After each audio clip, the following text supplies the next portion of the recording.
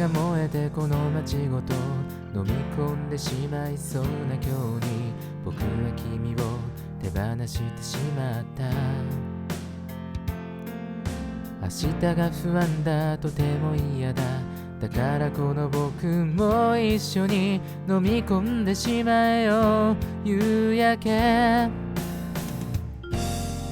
けどもそうはいかないよな。明日ってうざいほど来るよな。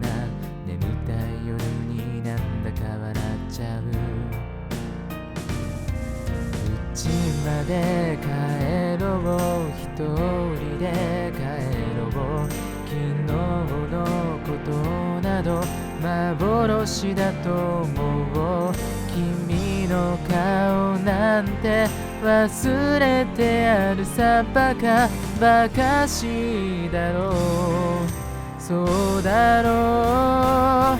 君がいなくなった日々も、このどうしようもない気だるさも、心と体が喧嘩して頼りない僕は寝転んで猫になったんだよな。君はいつかふらっと現れてくれ、何気ない毎日を君色に染めて